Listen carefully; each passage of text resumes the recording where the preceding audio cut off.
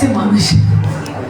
Quando a gente está para passar para outra página, a gente fica se perguntando por que Deus não deixou a gente passar para outra página. Porque tem algo ali que está te chamando a atenção, mas você não sabe o que é. Mas aí você fala: Senhor, eu só quero passar para outra página. E eu preciso entender por que eu não estou conseguindo. E você sente um incômodo quando você passa para outra página, porque o Espírito Santo falou: tem algo ali. Mas para você saber o que está ali, eu quero que você leia, eu quero que você releia, eu quero que você releia mais uma vez. E se não for o suficiente, eu quero que você releia mais uma vez. Porque eu quero que você tenha frutos de avivamento no seu coração antes de você enviar para fora. E aí eu falei: amém. Mas Deus sabe que para mim é muito difícil. Porque eu estou em Isaías. E eu não podia passar para o outro lado enquanto Deus não permitisse. E aí eu fui lendo pequenos trechos da Bíblia durante a semana. E eu até falei com a minha mãe: mãe, Deus sabe que eu gosto também de ler trechos da Bíblia, mas se eu estou em Isaías, eu tenho que terminar. E Deus não me deixou passar para o outro lado, para a próxima página, porque Ele tinha algo para falar com você e comigo. E se encontra em Isaías 9. Aleluia! Eu creio que desde o início deste culto o Senhor já falou grandemente. Aleluia. E Ele testificou a palavra. Aleluia. Nos louvores, Ele testificou a todo momento o que seria trazido hoje. E vai dizer assim. Não vou esperar os nossos amados todos abrirem. Aleluia. Isaías 9.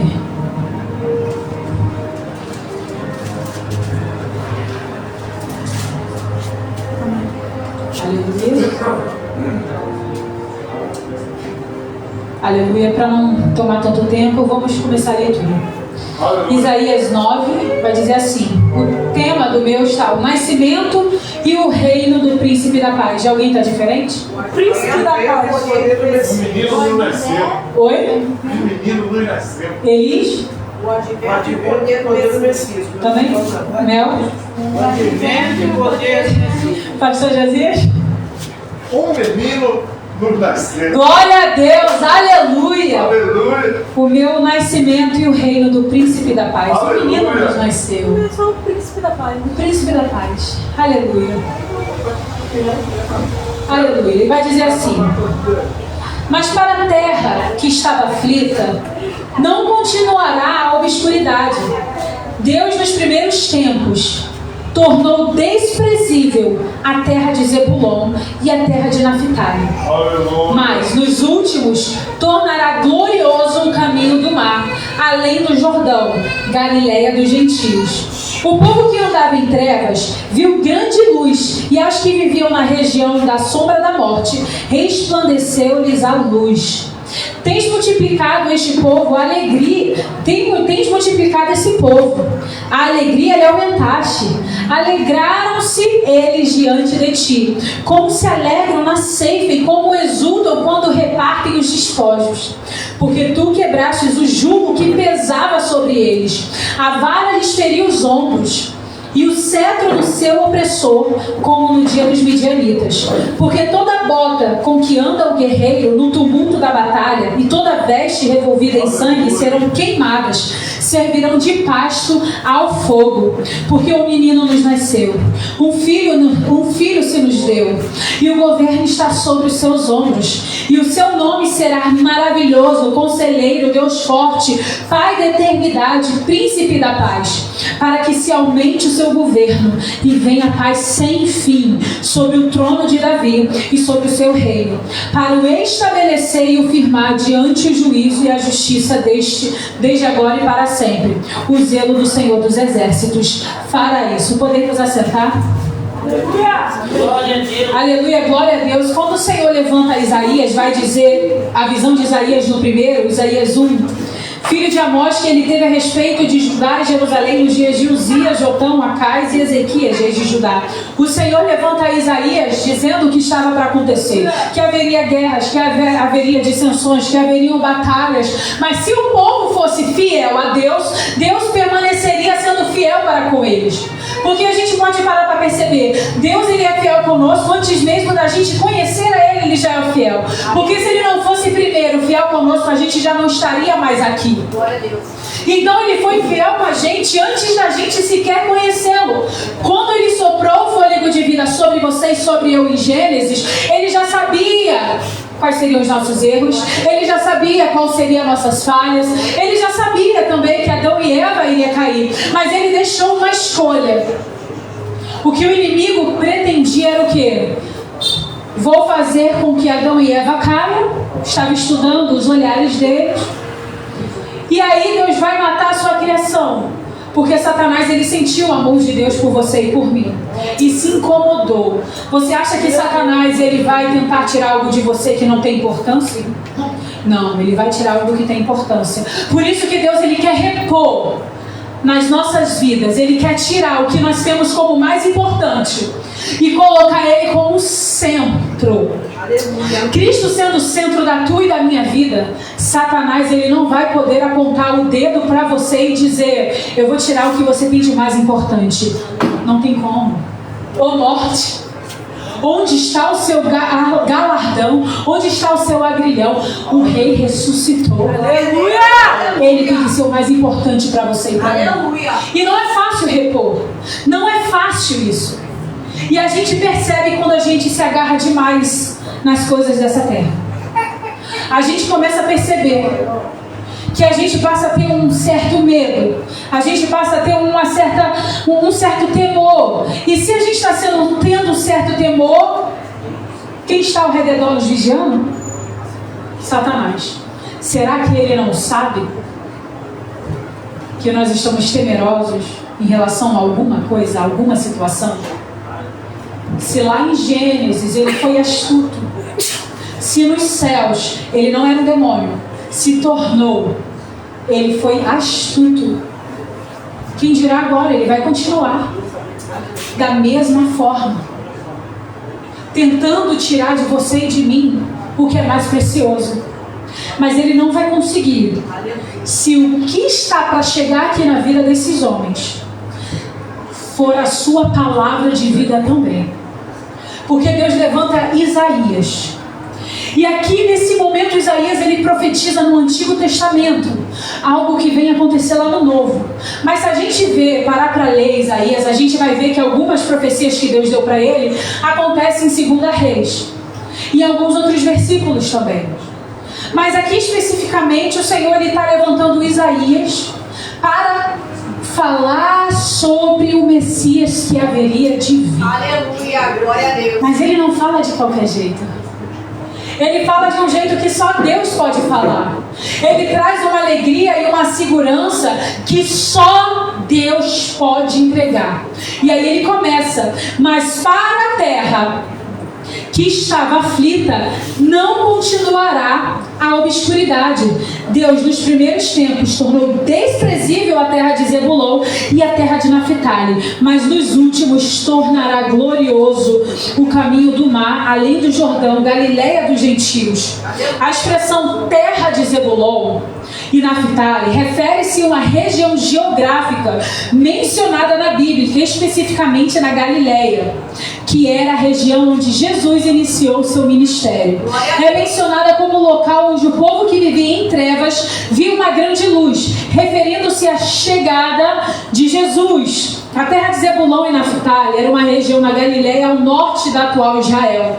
O profeta Isaías profetizou que essa região outrora humilhada seria honrada pela luz do Messias. E logo mais a gente vai ler mais sobre isso em Mateus. O termo Galileia dos gentios também é usado para descrever a área, indicando a presença de diversas culturas e povos na região. Aí vem aqui, a passagem bíblica relata que Jesus, ao iniciar o seu ministério, escolheu Cafarnaum, na região de Zebulon e Naphtali, como base de suas atividades. Eu não sei se isso daqui chama a sua atenção de alguma coisa. Era uma terra que estava sem luz. Era uma terra, vamos dizer, esquecida. Vamos chamar essa daí da menor terra. Vamos chamar agora essa terra de Isabelle. Vamos chamar agora essa terra de Adelaine, de Ângela, Melingue, missionária Reginalda, Luiz, Elis, Natanael, Grazi, Fábio, Josias. Vamos chamar essa terra de quem olharia para era um local impróprio, vamos dizer assim, era um local que, quem sabe, quando passassem as pessoas iriam dar mais atenção a outros lugares, mas não aquele, porque na própria Bíblia estava relatando que era um local diferenciado, era um local que vivia em trevas. No passado, era um local assim, era um local que, meu Deus, quem vai olhar para nós? Realmente, às vezes nem nós mesmos queremos olhar para a nossa realidade. Por isso que nós temos fé. Por isso que nós oramos. Não é a nossa realidade, mas qual foi a oração que Deus te deu no íntimo? Para você fazer essa oração, você precisa ter fé. Glória a Deus. Você já está profetizando sem ter acontecido. Glória a Deus. A pessoa, quem sabe, ainda não se formou em direito, em enfermagem, não se formou em algo ainda, mas ela tem fé. O que ela faz? Ela ora. Ela ora. Lá na frente o Senhor já mostrou o jaleco. Lá na frente o Senhor já mostrou, geralmente que faz direito, advogado usa terno, né? Ou outras roupas dessa área. Lá na frente o Senhor já mostrou, já está vestido, já está vestida. Aleluia! Mas às vezes a gente está só no início de algo.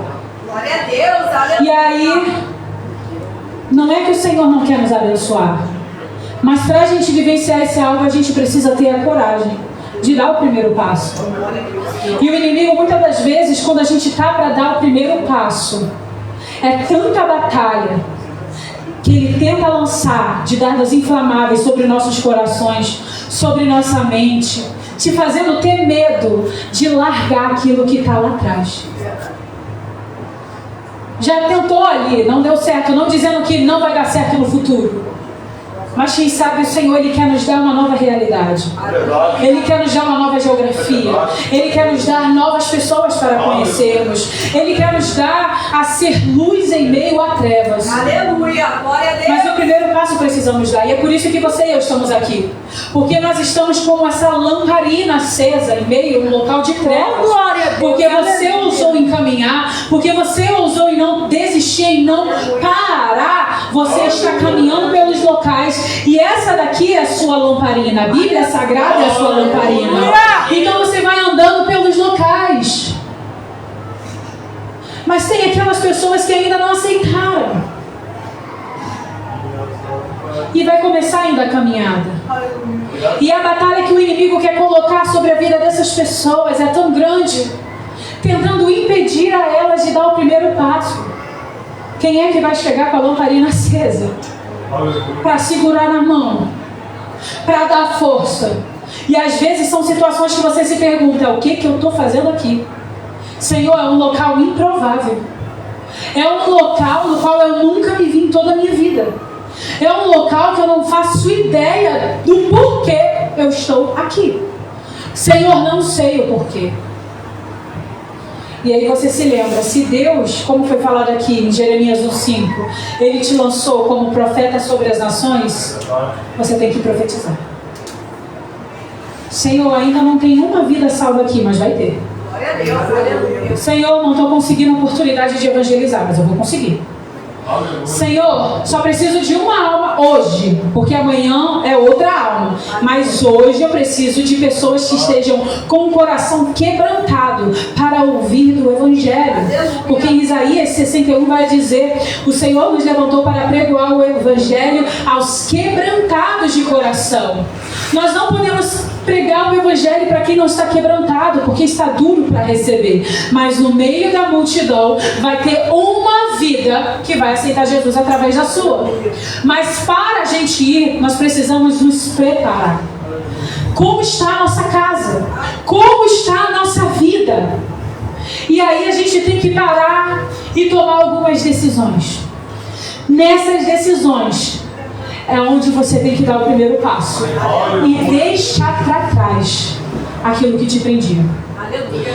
Requer coragem E coragem é muito difícil, porque quando você tá para dar um novo passo, você começa a jejuar, você começa a orar, você começa a perguntar a Deus: Senhor, será que é isso mesmo? Será que é isso que eu preciso fazer? Essa é a fé. Quem sabe você possa estar dizendo: eu estou largando mão de algo que foi maravilhoso, que tem sido bênção na minha vida, mas o Senhor, Ele vai te dizer se realmente é bênção ou não, porque se fosse bênção mesmo, você não estaria pedindo para Deus te tirar dali. E aí o Senhor vem e fala: você vai precisar ter fé. Glória a Deus. Que eu vou abrir a porta, que eu vou fazer o mover, que eu vou fazer isso. Aí você começa a ficar, na primeira semana você começa a orar. Não que você já não estivesse orando, mas agora você vê que vai duplicar essa oração. Porque para dar o próximo passo, só se Deus falar. Quando Davi ia para a batalha, o que Deus falava para ele? Davi, ele perguntava a Deus: Senhor, o Senhor vai ser comigo nessa batalha? Porque se Deus não for com ele, ele também não vai. Igual Moisés: Senhor, se sua presença não for comigo, nem me leva. Se a sua presença não estiver comigo nessa caminhada, vamos parar tudo, eu vou continuar no mesmo local até que o Senhor diga que vai me abençoar. Aí vem Deus e fala: pode ir, Davi. Eu te entregarei seus inimigos nas suas mãos. Davi, ele compreendeu que ele não poderia dar um passo sem que o Senhor fosse com ele. E aí você começa a dar esse passo. Esse passo é grande, mas no físico ele parece ser um passo qualquer.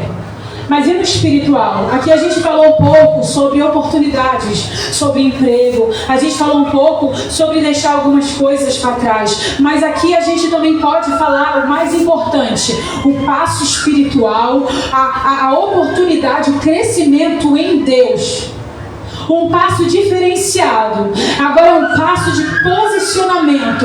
É um passo que vai requerir muito de você. Mas aí o Senhor fala: o meu fardo continua sendo leve. O Senhor vai nos trazer essa leveza.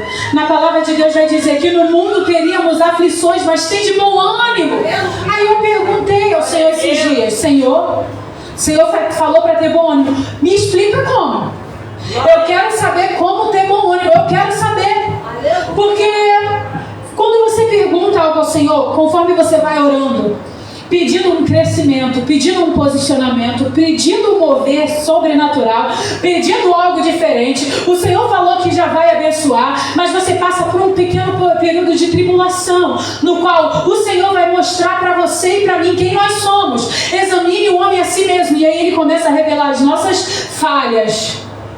Eu falei: Senhor, eu preciso aprender a ter bom ânimo. Como eu posso fazer isso? Como eu posso fazer isso em meio às situações de tribulação? Como eu posso fazer isso quando a nossa realidade ela é a mesma? Quando às vezes o inimigo quer lançar sobre nossas faces, apontar o dedo, você continua no mesmo local, você continua no mesmo emprego, você continua naquele mesmo local. E aí o Senhor vai levantar você e eu vou falar o quê? É verdade, eu posso até continuar na mesma casa, eu posso até continuar no mesmo emprego, eu posso até continuar no mesmo local, mas espiritualmente eu cresci. Aleluia. Esse é o crescimento que Satanás não pode roubar de você. Aleluia. Ele não pode roubar de você esse crescimento espiritual. Ele não pode roubar de você a intimidade que você está tendo com Deus. Ele não pode, porque você está se enchendo da presença. As bênçãos do Senhor nos alcançarão. Ele vai te dar uma ideia que vai mudar toda a sua vida. Uma ideia que você vai falar: se não fosse Deus na minha vida, eu realmente não tinha conseguido fazer fluir. Ele vai te dar um escape. O pássaro, ele conseguiu escapar lá daquela prisão. Foi livre, foi liberto. Na palavra de Deus vai dizer: porventura não percebeis, eis que abre o caminho no deserto e rios no ermo. Mas quais são as perguntas que nós estamos fazendo? A gente precisa fazer a pergunta certa. Quando você começa a passar a andar no local da bênção, você precisa fazer a pergunta certa. E foi o que eu passei, o período que eu passei. Eu comecei a perguntar ao Senhor. Nesse momento de pergunta, eu não ouvia uma resposta. eu ouvia só o Senhor falando comigo o seguinte: continua buscando, continua se enchendo, continua buscando, continue se enchendo. E eu ouvi muitos choros, ouvi muitas coisas, porque o Senhor estava falando: eu preciso que você confie em mim, eu preciso que você confie em mim. E aí ele começa a levantar pessoas depois de um grande período. É por isso que quando vamos caminhar com o Senhor, não são todos que permanecem. Por quê? Porque muitos, quando faz a pergunta, não quer ouvir a resposta, nem quer permanecer para ouvir a resposta. Aí o que o Senhor fala para você e para mim? Espera mais um pouco. E aí parece que você está sendo esmagado. Parece que muitas das vezes você está como um azeite sendo pisado e ainda não saiu o que? O suco, não saiu aquele caldo, aquele óleo. Aí parece que ainda só tem muito azeite, aqui ainda não tinha o suficiente de azeite para ser esmagado e se tornar um óleo. Precisa de mais. E aí você vai sendo esmagado, e aí eu falo: poxa, Senhor. E aí o Senhor me entregava vários salmos. Aí teve um momento que eu falei: Senhor, não quero mais ouvir salmos, porque o Senhor já me deu esses salmos. Aí eu fui pro monte da minha casa, o terraço, fui falar com Deus. Quem sabe o seu monte vai ser o seu quarto. Tem pessoas que o local que moram é tão pequeno que tem que ir ao banheiro para falar com Deus, porque o local secreto é lá, porque a casa é muito cheia. Aí só tem um quarto, um banheiro, e é muito difícil ainda ter um espaço ali para fazer a comida. Mas consagrou aquele local a Deus. Senhor, aquele local é meu e teu. E eu fui falar com Deus e tinha dias que eu ficava ali sem falar nada. Só ficava olhando para o céu e falava: Senhor, eu sou obra das suas mãos. O que o Senhor quer fazer comigo? A gente muitas das vezes é esmagado, a gente é passado por situações difíceis. Falei: Senhor, se o Senhor me jogar para o lado, eu vou. Se o Senhor me jogar para o outro, eu também vou. Se eu fizer minha cama no abismo, até ali o Senhor me encontra. Aleluia, glória a Deus. E aí o tempo vai passando. E aí o Senhor traz pessoas improváveis para te direcionar. E quando Deus ele começa a falar, Ele não usa só uma pessoa. Ele começa a usar várias pessoas diferentes.